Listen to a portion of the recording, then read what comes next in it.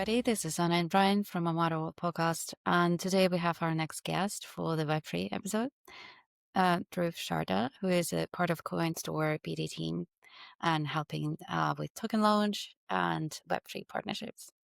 Hi, Dhruv. How are you? Hi, Anna. Hi, Brian. It's a pleasure to have you here. Same here. I'm, Pleasure.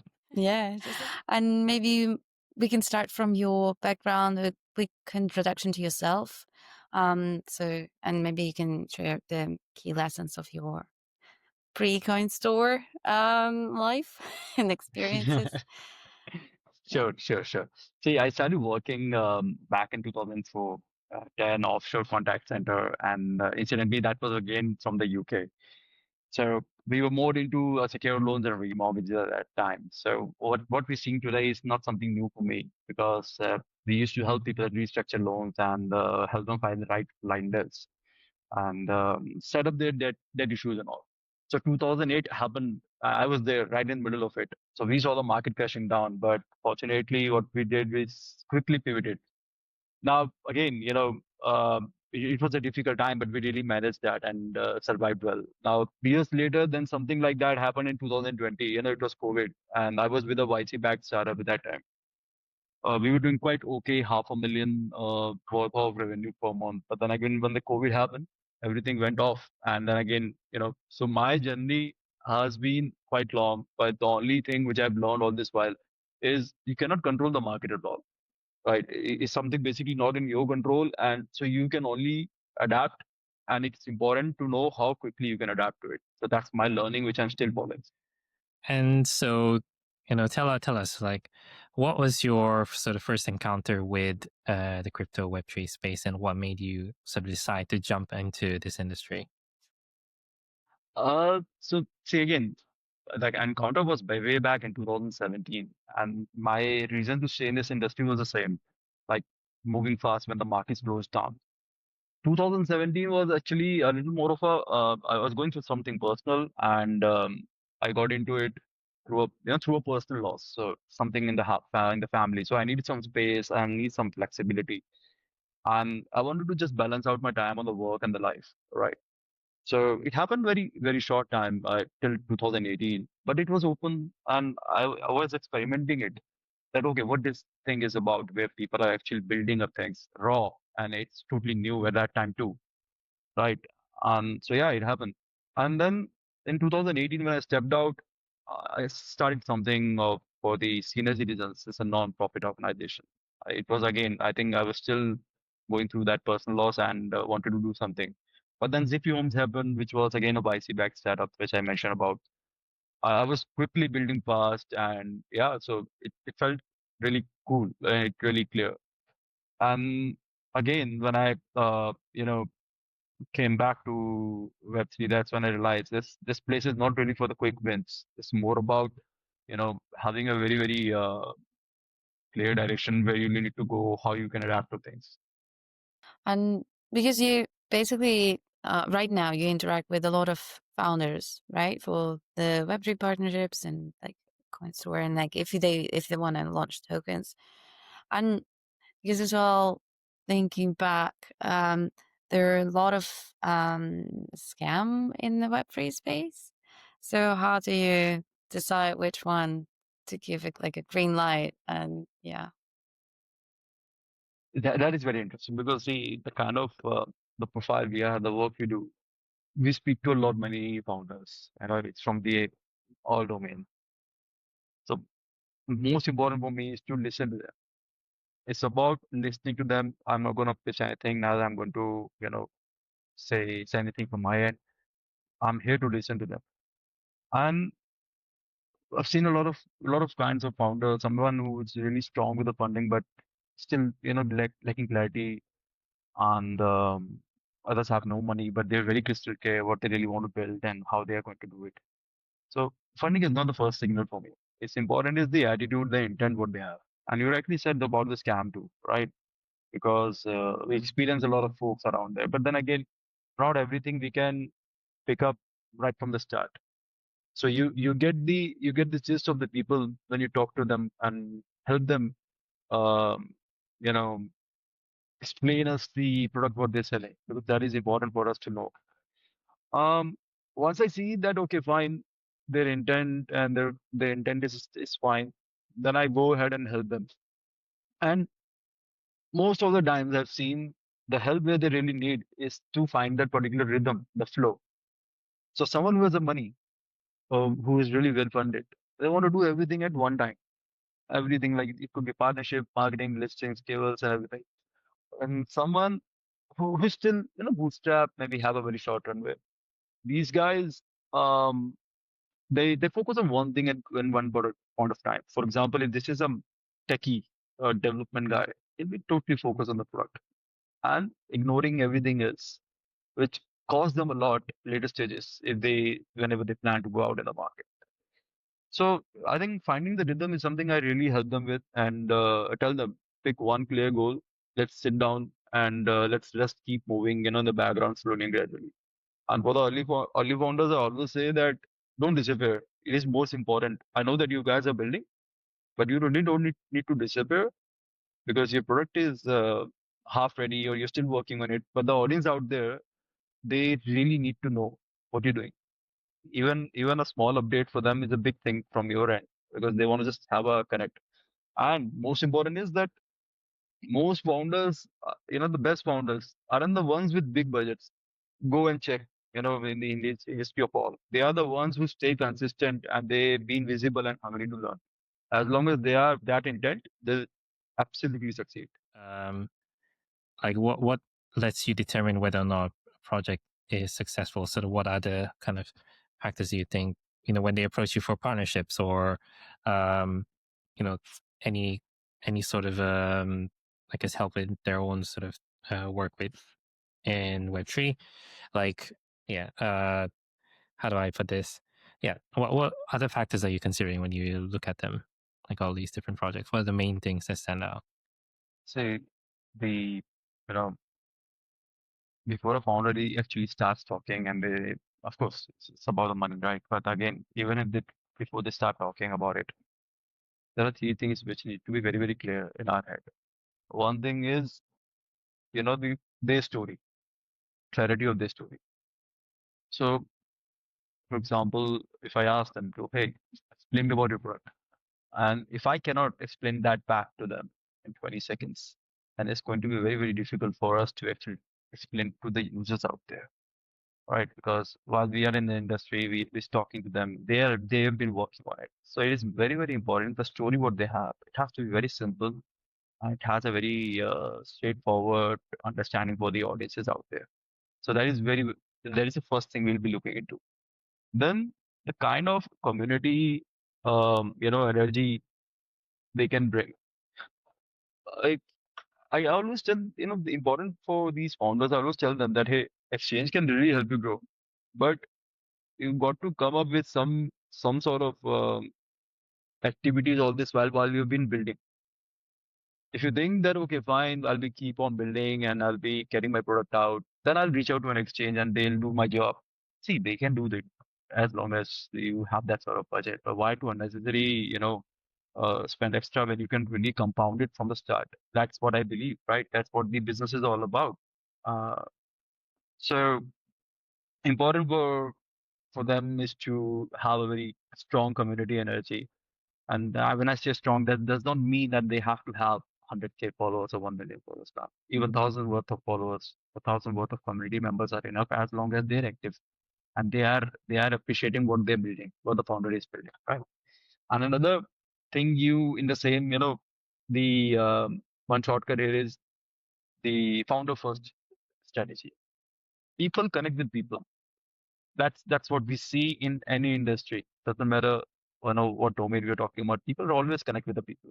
People, if I'm building something and I have a good credibility, if I talk about it and people would listen to me, right? So it's important for the founders to actually show the intent that they've been investing on themselves. If they would not show the intent that they've been investing on themselves, then sorry, it's going to be a very big red flag, because that is the very first thing we have to solve then, right? And then the rhythm I've already mentioned. I don't want them to wander around. I just want them to sit down, talk to me about all those things, and tell them what they're really focusing right now. not ignoring the rest. Because if you're ignoring the rest or you're doing everything together, it's not a good show. And I think it's just like we kind of maybe it was a bit of we brushed quickly into some of the fields and questions, but it probably would be good to explain what Coinstore does, like for people to actually understand what they're doing over there, and because we covered you working with the founders and like partnerships and everything, but maybe some of the listeners, especially even though if they're into emerging tech, they might not know, if in case they didn't hear about like Coinstore before. So I tell you something, from what we really do and what we always advise projects to do. It is they need to invest in themselves before the product. They always have to keep themselves out there before the product. So that's why I'm always all in the favor of the founder first strategy, because 90% of the times I'm seeing that is lacking. Right? I'm irrespective they're talking to me for Coinstore or they're just talking generally. My one advice to them is always approach any discussion, any conversation from the position of strength. So it's not the noise, it's not the hype, it's the strength exactly that, okay, fine. I'm building something, and I have a belief in it, and I want people to look at me and look at my confidence. Then probably they'll have that strong grip on the product what I'm building. So, as I said, people trust people in our industry and everywhere right before the product comes into the picture. As a founder, they show clarity, direction, and control over the journey. The market reads you know, um, I'll say their intent and their attitude and what they're really going to bring it out and how they're going to bring it out. Important is how they're going to bring it out. So I'm not asking them to actually post daily or they shout on every space. That's not what I'm actually talking about. I'm talking about just need to be visible, be present as a human and connect with the community because community is also human. They're also people, right? They're looking out for some sort of contact, connect with them. So that's what we really solve. And we help founders with the strengthening their position. So we take them out to through the AMAs and the I'll say the event presence, a lot of incubation programs. We also do media exposure. We also do.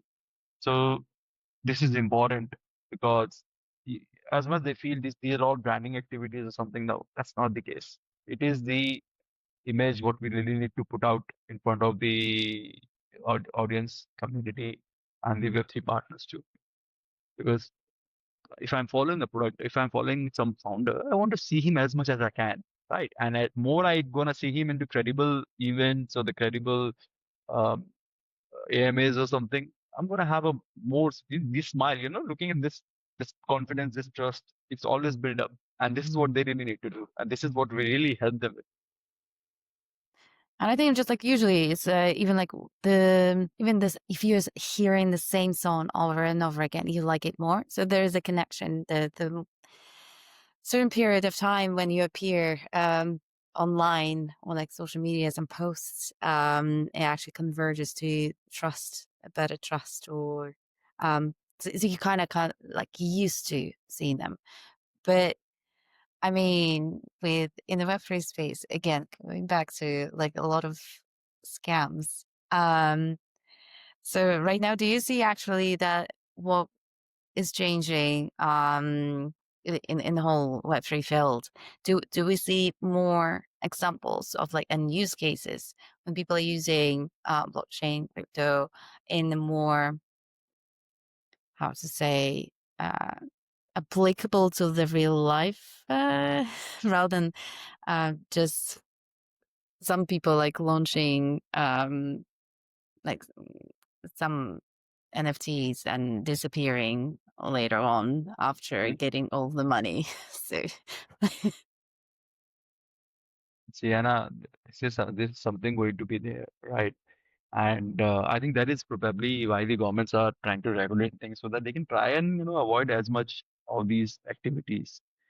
They're not into against the whole industry as such. I think they're more into they're sounding protective towards the consumers too. I'm from India, right? So I can see we don't have any regulation board for the crypto so far. But then again, they have been. I was reading a bit this week only that they are trying to discourage people in India by imposing a heavy taxes. So that's the exact statement, right?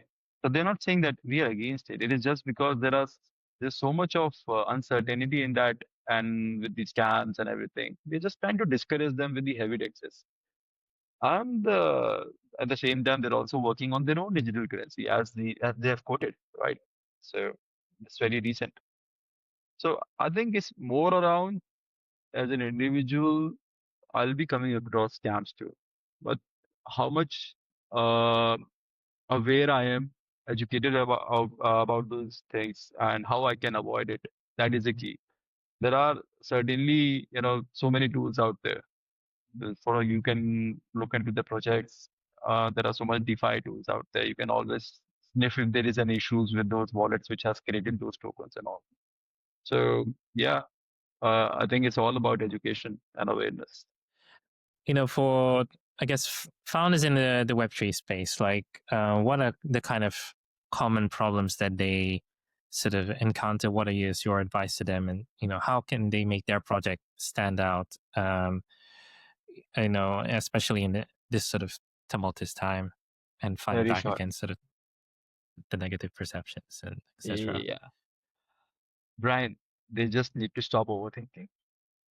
And as much as they hate me to say this, they're scared. They're scared to be wrong, and they're scared to be seen unready. So that is a major hurdle I'd see in most of the founders. I find them really, really brilliant. I'm telling you, over the 5 years, I've spoken to so many founders. Many might not have money, but the kind of concept, the kind of working they've been doing, it was so doable. But because I'm not at their stage, right? I'm not that in their shoes. I cannot force them to do it. But I can always say, hey guys, this is something what you're doing and it's going to work. And I'm seeing it around. It's something, you need not to be worried about how this is going to be. Because there's a saying, that once you take the first step, the next step will be clearer. So unless you move on to that particular level, you don't get a clarity what need to be done. So what they should do really depends on where they are in the journey. For example, if someone is in, shaping an idea or they're still concepting, I think they should make it public. Why? Because they will get more of reactions, more of feedback from the people out there. So it's because I'm thinking of something, I'll make it public. And let's see, possibly I might get a lot of collaboration. People would like to work with me. Or if say I'm already building and you know I'm busy in creating that MVP or the product or still development stage. I don't want to be totally unseen from the outer world. Important is to give an update outside. I'm not asking you to share all the secrets what you've been building on, but share an update because you're building something. People are aware you're busy building. So give an update every day, or sorry, every week, and make it a habit. You would be surprised that this weekly update over the months, 3 to 6 months, is a huge credibility, and this content for them. Anyone looking out for you, they know that you've been very consistent for the last 12 weeks. It's a huge credibility. They see, okay, this guy has credibility. And there have been many people who have been doing it.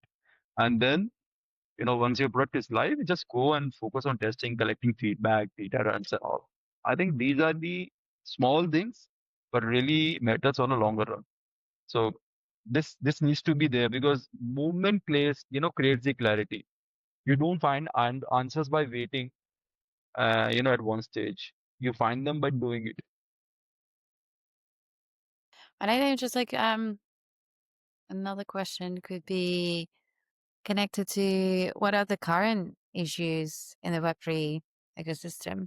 So, and how actually is there any possibility to solve them? How to make it mainstream? How we can adapt it more to the normal day life? So, and stop like people being scared of that field. Um, See, one of the biggest problem in the Web3 ecosystem is the noise around visibility we see every day. Every day. It's not even, I'm saying, a week, a trend or something. Why? Because I remember in 2017, there were 3,000 projects. And actually on coin market cap and all, right?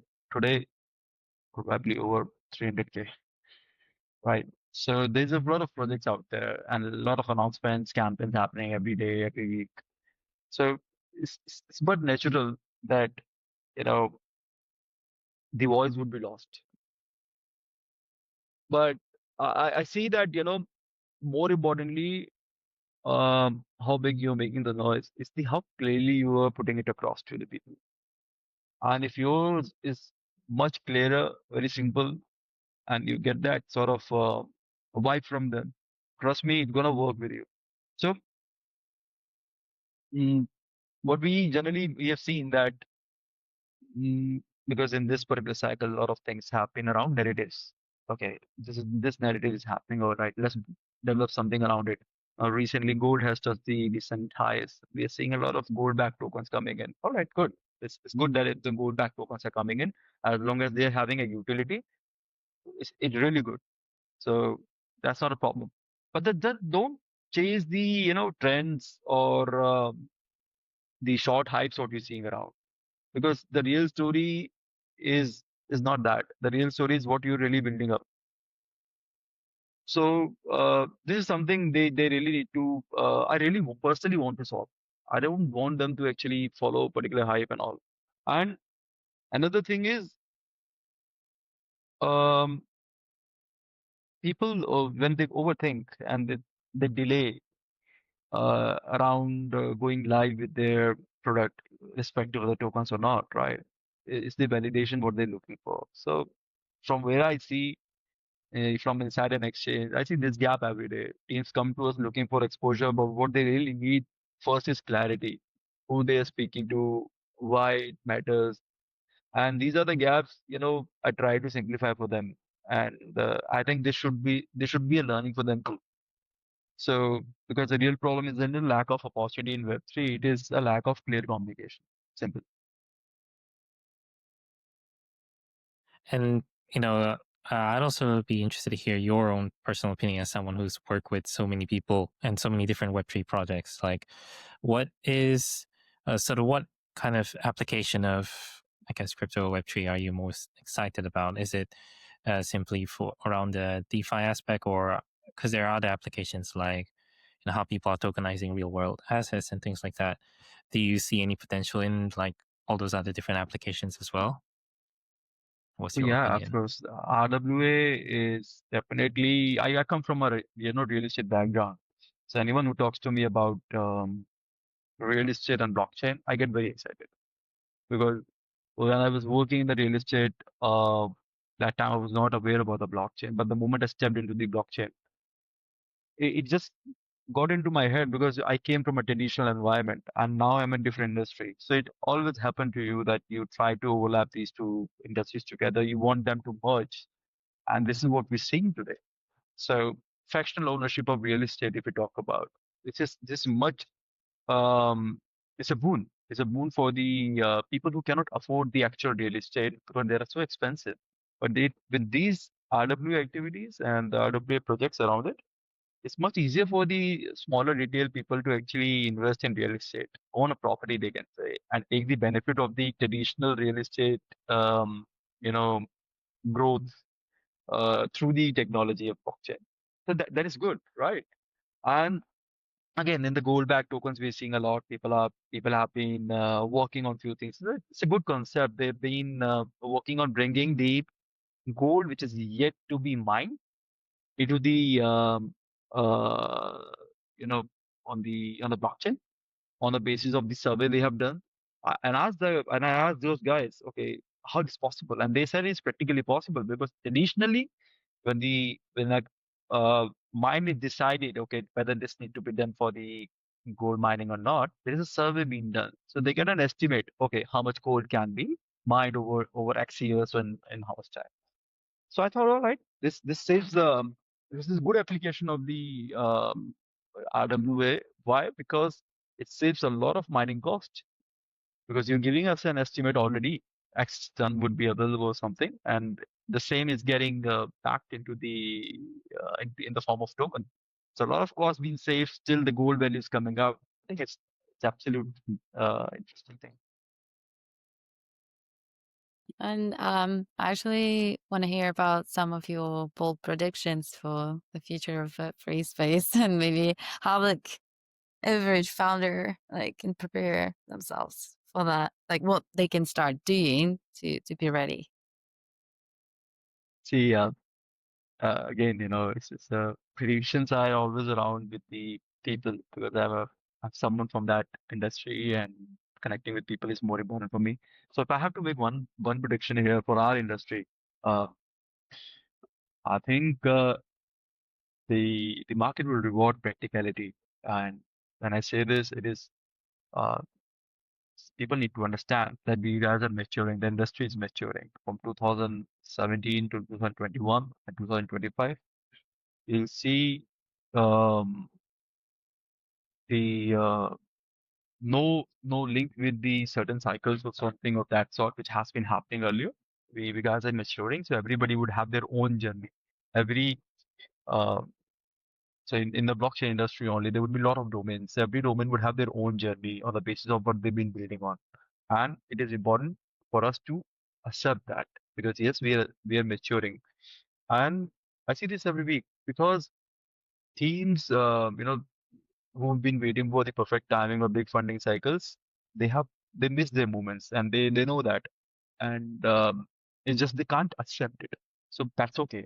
If I would have been in this spot, I would have understood. But because I'm sitting at the other end, I could see what's really happening around, right? So the one who launched something real, or even if it's rough, and if it makes sense, then people would accept. So that means you need to go out to the people out there. There are smarter people out there than 2017, right? So there's a huge difference.